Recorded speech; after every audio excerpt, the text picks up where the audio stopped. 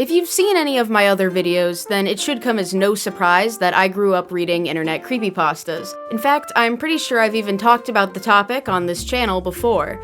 However, today we aren't here to look back on scary Reddit forums or obscure YouTube videos we dare each other to watch in grade school. Today, we're actually here to talk about the return of creepypasta and discuss its impact on modern media. In fact, it's actually a topic that's become so relevant online that there are now already sub-fandoms dedicated to new creepypastas, including all of those My Little Pony Infection AUs that have been going around on TikTok. Because I know you've seen them, we've all seen those AUs.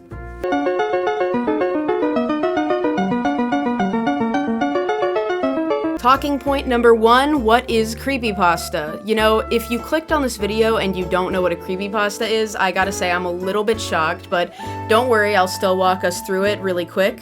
Creepypastas are essentially like short-form horror stories, usually in the form of like text blurbs, copypastas, or even pictures and videos that get passed around on internet forums, and then some of them become infamous enough to be known as urban legends, or some characters are even like romanticized in the fandom of the early 2010s. I don't look back on that era very fondly though, so we're not gonna address any of that today. Some of the most famous examples off the top of my head would be like Jeff the Killer, Ben Drowned, Slender Man, a lot of those My Little Pony creepypastas, etc., etc. And, you know, a good staple of early creepypasta is the fact that they were not well written. Absolutely none of them were well written. Most of them were just borderline garbage. I don't know, even if they are all very poorly written, there's still this nice novelty to creepypastas, especially those really early classic ones. Like, I did a whole video talking about the novelty of bad fanfiction. I think a lot of that can be said about early creepypasta as well. Before we talk about modern creepypasta and like the resurgence they've had over the last few years, I do want to point out, however, that Marble Hornets, it is one of the best creepypastas. I don't even think it shouldn't count. It should not count as a creepypasta. Like, I get it, the operator is like technically Slender Man, but no, it's not. The operator should be his own character. Masky and Hoodie shouldn't be considered creepypastas.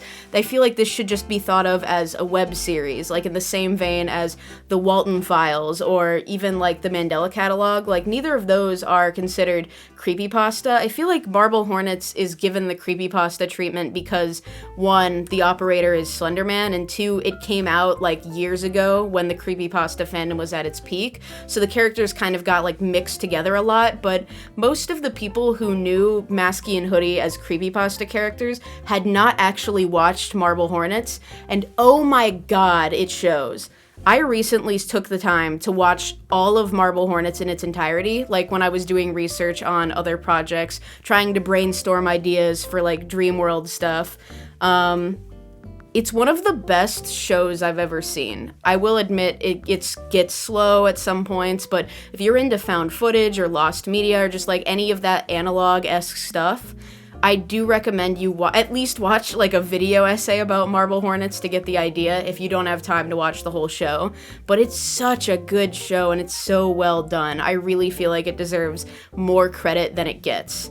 I really like Tim as a character, and I feel like the way the series takes a turn in the latter half, it's just perfection. I won't even tell you what it's about. Fuck you. Just go watch it. That's how good it is. You don't even get any information here. Go watch it, or go watch someone else spend at least an hour talking about it. Like, go do it justice.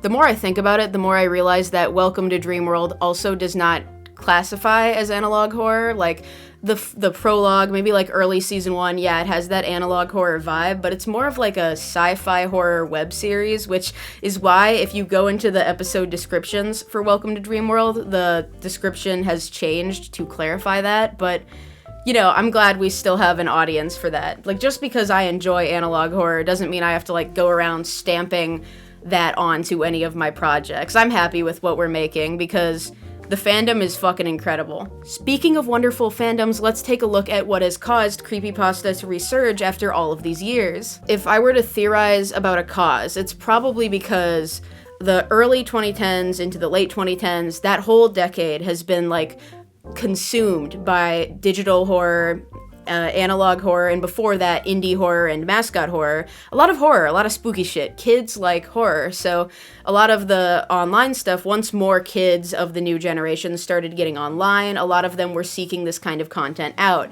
And once we weren't in the era of, like, the new internet, we were out actually providing, like, horror media that does pander to that younger demographic. So then that's where we get a lot of stuff like Five Nights at Freddy's, Bendy and the Ink Machine. I accidentally made the mistake of grouping Doki Doki Literature Club into that category in a video I made, like, years ago. It does not fit. It does not fit into the mascot horror genre. I don't know why Monica is shoved in there so much. But, like, Hello Neighbor, Poppy Playtime, all of that stuff, like, psh, you know what I'm talking about. Like, everyone made fun of Garten of Banban for a reason. I am aware of the Rainbott character. I will not acknowledge the Rainbott character. But because the horror genre took such a hard turn in this decade, on the internet at least, I feel like a lot of that influenced younger audiences who are into, like, fandom stuff to start applying the horror stuff they like into the fandoms that they like. For instance, like, analog horror, once that blew up, suddenly they were making analog horror about insert cartoon or insert video game. People were basically applying one thing they liked to the show or media that they liked. And a lot of these were younger creators that were inspired by, like, YouTubers and TikTokers to start creating their own stuff. And I think that is awesome. I'm a little worried that we're going to repeat the cycle of traumatizing generations with all of this really scary kids content online, but, you know, I think YouTube content farms are already doing a good enough job at that, so I shouldn't be too worried. So with the resurgence of cartoons, animations, and fandom culture, now we're getting the resurgence of creepypastas applied to that fandom culture. Time is a flat circle, we're just going in circles forever. Creepypasta is back, it's trending. A lot of people are taking nostalgic properties and giving them some spooky twist. You've all seen those really shitty horror movies about, like, Winnie the Pooh and, I don't know, Bambi. Like, whenever a character enters public domain, they basically turn it into the next slasher villain for some horror movie. I get what they're going for. The market they're pandering to does not like those movies, however. We fucking hate them. When it comes to indie horror games, I feel like there aren't as many, or at least not as many, like, mainstream titles as they were back in the day. I feel like for the last decade or so, it's been a lot of, like, mainstream indie horror, mascot horror games, and now all of that, like, those IPs and those concepts are now being translated more into videos, films, etc. Like, everything that's popular right now is more, like, video or YouTube project stuff. But Poppy Playtime is still going strong, and they did recently really lean into this, like, innocent, nostalgic property turning evil. Like, I get that that's kind of their thing, toy evil, but specifically with the Poppy Playtime Chapter 3, the Smiling Critters, that really leans into a lot of those classic creepypasta vibes. I watched the, like, little tape they released before the game came out, and I have to say, it's probably some of the best content that that studio has released, and it does give me a lot of those early creepypasta vibes. Like, the same way people would remake those old Lost Episode creepypastas, like with YouTube animations, it felt like that, and I mean that in the best way possible. I feel like Dog Day alone has kind of redeemed Poppy Playtime as a franchise, at least to me. I like Dog Day. I think it's an interesting concept for a character. I wish we saw my boy a bit more. He did not deserve that. Rest in peace, Dog Day. You will be missed. The only other recent or semi-recent game I can think of, like, off the top of my head is, like, the new Sonic.exe game. Like, they were basically remaking the story because the original story was bad and the original creator was, someone has been, like, remaking the story and reimagining it into all of these games, and I have to say, those are phenomenal. They look really good. Do I understand what's happening in any of them? No. Am I still going to recommend them and praise the graphics and all of the hard work and love that went into that project? Yes. I'm probably just gonna watch it and then all of it's gonna go over my head though, like, not even gonna lie. But I have to appreciate that someone took so much time to, like, rebuild and reimagine something they love, because as a content creator online, I totally get that. I've done that with, like, My Little Pony creepypastas before, so I've been there, done that. Speaking of those lost episode remakes, like the reanimated things, there have been like a lot of those specifically that are resurging like this last few years or so. There are even channels dedicated to ranking like the recreations of these creepypastas because that's how many there are. I don't remember the channel name, but I remember like browsing YouTube at 3 in the morning after doing some like animation assignment, and then there's just this video, it's like ranking all the Red Mist remakes, and I'm like, how many are there? Apparently, like, tons. Way more than I ever saw growing up. There are a lot. Mouse.avi is one that gets remade like a lot because it's like the simple walk cycle, and now people are kind of modernizing it, especially now that Steamboat Willie's Mickey Mouse is public domain, and they're already making like horror games and modern creepypastas about Mickey Mouse being evil. I can kind of see Mouse.avi making more of a comeback in that circle and in that context. I feel like if it hasn't happened already, it's happening now. Out of all of the remakes I've seen, my absolute favorite are done by this creator called VibingLeaf here on YouTube. Some of you may know VibingLeaf from like his Red Mist remake. He did a remake of the Gumball, there was like this Gumball creepypasta called The Grieving. There's the Dead Bart, Simpsons creepypasta, Max and Ruby 04, The Lost Episode, even Happy Appy, which is like kind of a joke, but it still counts. Like, VibingLeaf has basically been slowly chipping away at every creepypasta and every Lost Episode little story imaginable, and they also remake everything and reimagine it to have like more lore, more of a story, and I actually really like some of the scenes that are original to VibingLeaf's videos. I feel like as an artist, I really like his work. If you're a fan of Welcome to Dreamworld, which is my little horror side project and ARG here on this channel, VibingLeaf actually did a commissioned piece for Welcome to Dreamworld. When you're doing the ARG, one of the mini games is a puzzle you put together, and the illustration that you put together in the puzzle that you see is an illustration done by VibingLeaf. I commissioned him for it, so, you know, go check out the ARG if you haven't played it already, or just watch the web series if you don't feel up to it. I have the playlist with all of Welcome to Dreamworld in order somewhere on this channel, and go check out VibingLeaf stuff if you're a fan of creepypastas or any of these spooky videos, because so good, peak. Aside from all of those like Lost Episode remakes, there's also been a lot, and I do mean a lot, of Friday Night Funkin' mods, like Sonic.exe, Mouse.avi, every single MLP creepypasta, literally every single one. All creepypasta characters have their own FNF mod. Like, there are so many Sonic.exe mods that it looks like a Smash Bros tier list of characters. Like, it's insane.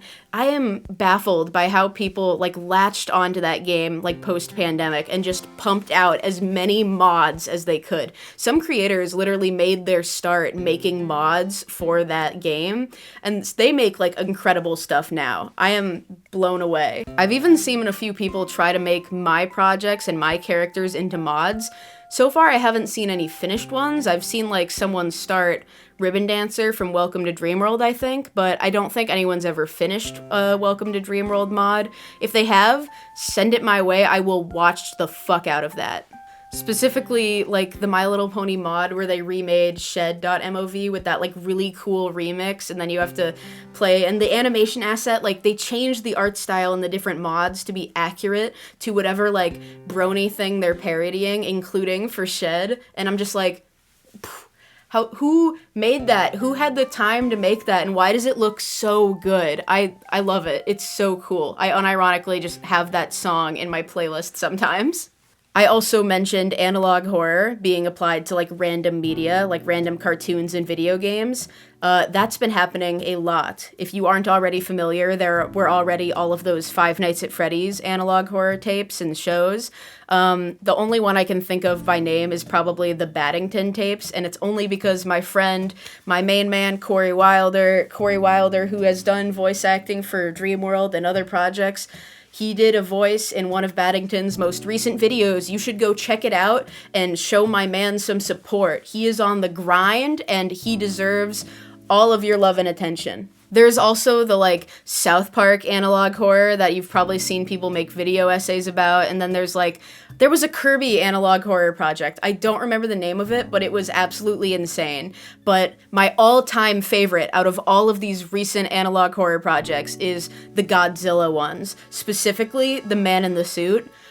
What the fuck? That I was gripped. I was like sitting in my living room over the summer watching those tapes, just like my mind was exploding. I know that they're not anything like actually earth-shattering, but something about the Man in the Suit is like, it's so gripping and so uncomfortable. I love it.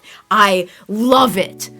I was, like, kind of upset when I saw it starting to go to mainstream because I just kind of wanted it to stay as, like, a niche little thing that no one knew about and that I could just talk about to you guys or talk about with friends. But, like, honestly, it going mainstream wasn't nearly as bad as I thought. People kind of looked at it for, like, a week and then moved on. If you did that and that was you, get your ass back here right fucking now. It is such a good show and it's such a unique project. Like, the visuals are so minimal, but it just makes me feel icky and I'm so invested in what's going to happen next. I haven't been this invested in analog horror since I watched Monument Mythos, and Monument Mythos sure took a turn I didn't expect. What the fuck was that ending? I also really like, there's this one creator that makes, like, video essays about the analog horror of blank, like the analog horror of iCarly, or, like, whatever random show he picks, and it's, like, very clearly parody. It's very clearly a joke, but there was this one video that I still really liked. These videos are really cool, and they're like a nice subversion of the genre, and they also just are funny, and they're really interesting. Like, genuinely, they are interesting. My favorite is, like, the analog horror of Annoying Orange, and he gives you, like, this twist halfway through. I'm not even gonna say anything, because it's just a good video. You should totally check it out. This entire video is just going to be me recommending videos by other people that I think you should watch. This video is just Rainbott sits in chair and gives you homework for at least 20 minutes. Last but certainly not least, what you all probably clicked on this video for are the return of My Little Pony creepypastas, specifically the Infection AUs that have been going around on TikTok. Even if you're not on TikTok, you literally cannot escape this trend. Like, My Little Pony Infection AUs are on Instagram, they're on, like, Twitter. I'm not calling it the other thing, it's Twitter. Like, they're on Tumblr, they're everywhere. I've been seeing them everywhere. If you open TikTok and, like, look for anything related to ponies, or, like, even the aesthetic of, like, My Little Pony, because, of course, that's a thing now, you are going to find at least something about the My Little Pony Infection AUs. It's basically, like, a premise where you take the world of My Little Pony and, like, insert random virus or random evil thing happens here, and then it causes an apocalypse or a worldwide pandemic, and then it shows the characters either living through the apocalypse or, like, being mutated into, like, zombies or monsters or, like, kind of like Mandela Catalog alternate looking things. It's really cool. If you are a fan of, like, the Uncanny Valley, a lot of these, like, analog horror-esque videos that they make for the Infection AUs are, like, way better than they have any right to be. From what I can tell, I think that Pestraobia, however you pronounce it, is, like, the very first one that kind of got the trend rolling, because they were the first one to do, like, the character bios where you have, like, the status checks, kind of like Fallout New Vegas, or just, I guess, any of the Fallout games. I just think of Fallout New Vegas specifically because I bought that game and only played it to hang out with Yes Man, the robot, because anyway, like, you can see all the stat checks for the characters, and then sometimes there are also those, like, slideshow videos or, like, animatics with text, like comic dubs almost, that have, like, the story folding out. There are random lore updates in the form of journal entries or, like, first-hand accounts and found footage. Like, it's so fucking cool. It's insane. I think the other really early one was, like, My Little Worms, which is actually a Spanish series, and you can find the entire thing dubbed in English, which I'm glad about that because it kind of became lost media for a few days, and then everyone immediately found it, and I was like, oh, okay, I guess everyone just saved that shit on their phone. I like My Little Worms. I think it's very cool and interesting, and I like the direction that the story goes, like where it's more character-centric. Like stuff like Pestroobia and like the other infection AUs normally tend to focus on the virus itself, or like mutating every single character, or like seeing every character's bio and all of that, and like getting a few pieces of world building, but it's mostly just to make cool fucked up pony designs. Stuff like My Little Worms focuses much more on like the actual story, and like they do a kind of Walking Dead, or like what's the other thing? The Last of Us. It's The Last of Us. It's like The Walking Dead or The Last of Us. It's that kind of vibe where it's like found family apocalypse stuff, and they're like going through the woods as survivors. Like some people are even immune to the infection. It's very interesting. My only thing with this series is there's a lot of very questionable content that really needs trigger warnings, especially for a My Little Pony AU on TikTok with no filters.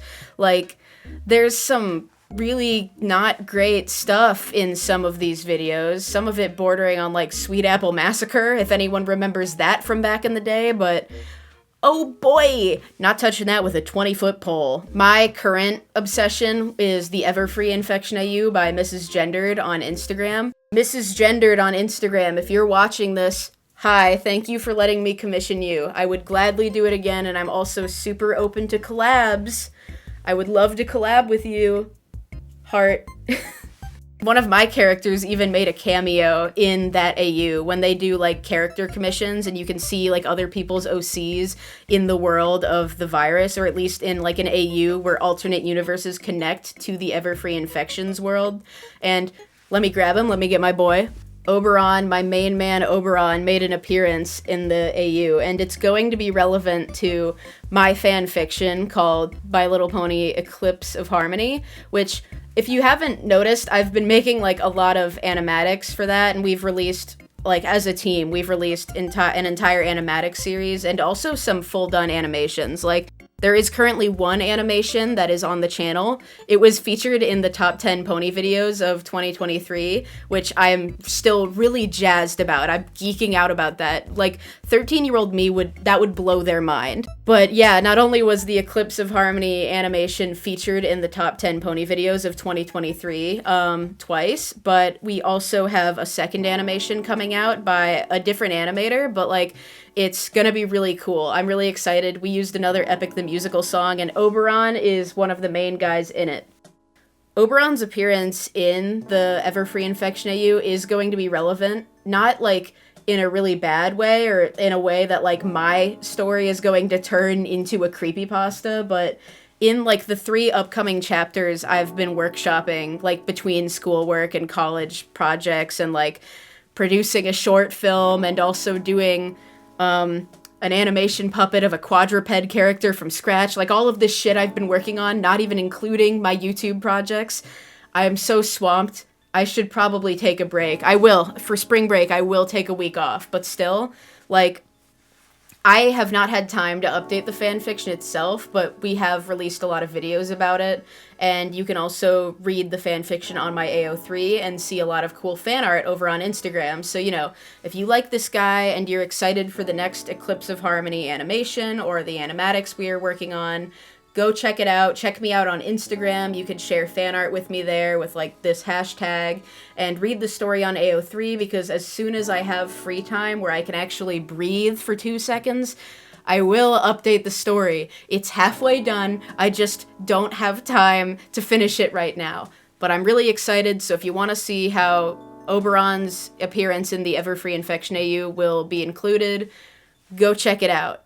My other favorite out of all of the Infection AUs is definitely, like, I don't know the name of it, and I feel stupid. It's by someone named Chloe over on TikTok.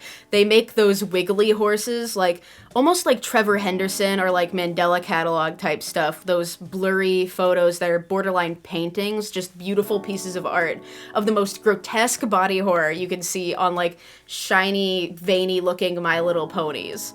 Some of it is not really scary, I am aware, but we're not gonna do that thing where we're like, actually, this is what everyone's talking about, this is what everyone's afraid of, that looks stupid, that looks silly, I'm not afraid of that. Shut up, we know you have big balls, go rev your motorcycle engine somewhere else, nobody fucking cares.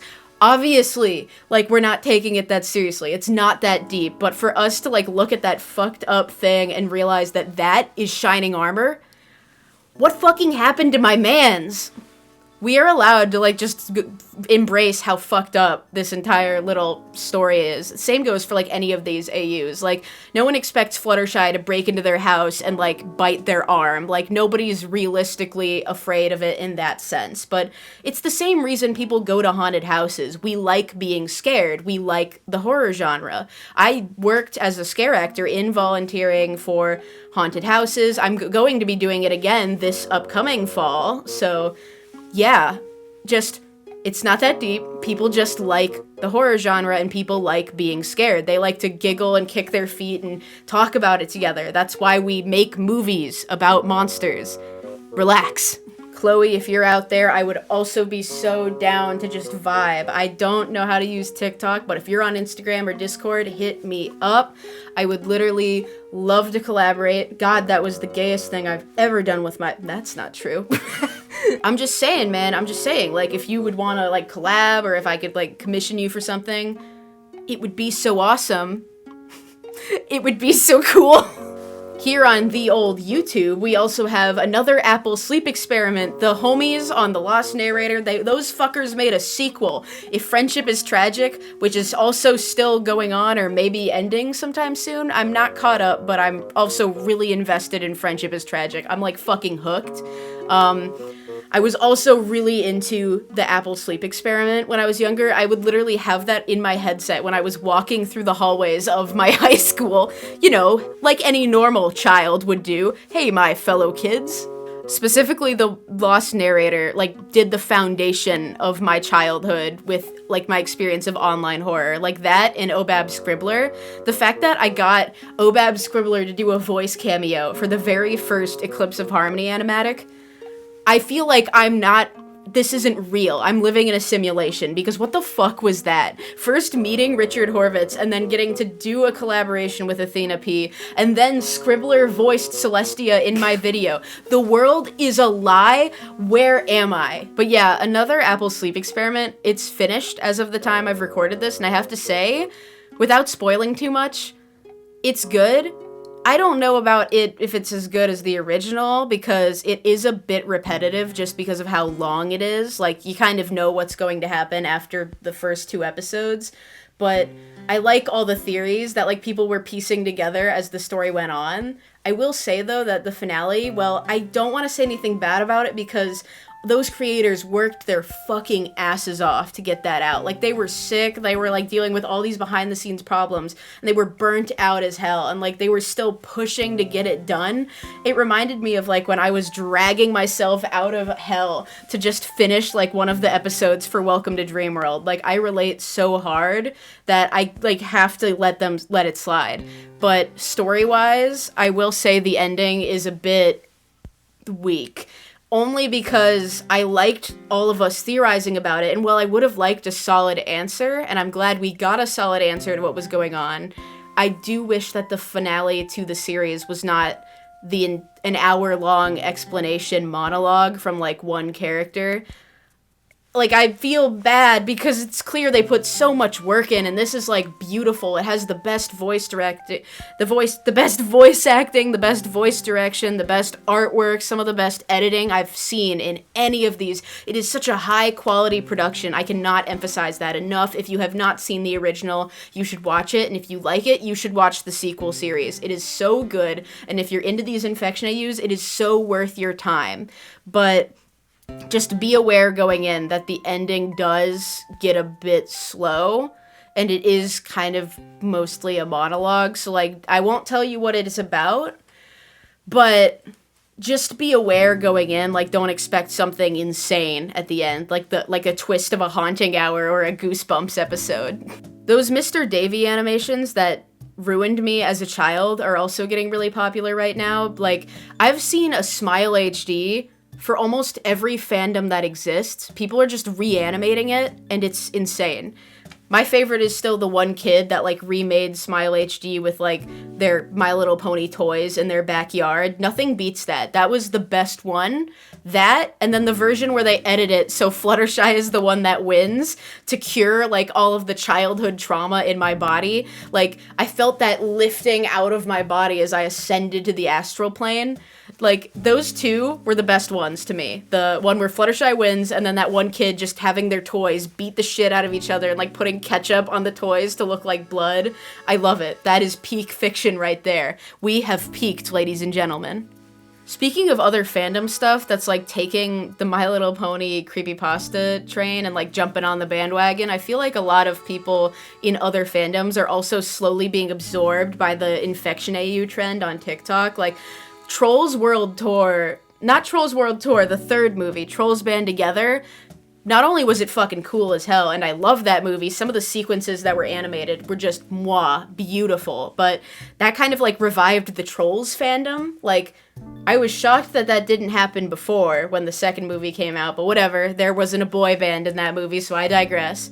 The Trolls, I've seen, like, Infection AUs for the Trolls fandom. I've also seen Infection AUs for, like, Monster High. I'm surprised I haven't seen any for Littlest Pet Shop. I am baffled. There were so many horror videos made with Littlest Pet Shop toys covered in ketchup and, like, with black Sharpies over their eyes to give them that all-black eye look. Like, there are so many horror LPS videos. How is there not an Infection AU? Or maybe there is and I look really stupid right now. Because the Infection AUs and, like, creepypasta as a whole are also really popular right now, especially My Little Pony creepypasta, I also have, like, random people going back through all of my old YouTube videos from, like, the last year or two that are about My Little Pony creepypasta. Like, there are people that are just showing up to my Muffin Saga video, like the deep dive one, and they're just like, this is fascinating. How do you do, my fellow kids? And I'm like, where did you come from? Where are all of these new people coming from? Why are you in my house? It's so interesting to see how popular that has been getting recently. I actually have my Minky Pie figure over here. 1 second. Here she is. It's Minky Pie. The Minky Pie from Icing on the Cake, the Muffin Saga rewrite by Rainbott. Oh yeah, it's her and her girlfriend. Mwah, mwah, mwah, mwah, mwah. I know this is gonna make at least someone mad, but look, they're here. Mwah, mwah, mwah, mwah, mwah. Eat it up. Eat it all up, fans. This is the most you're gonna get out of me.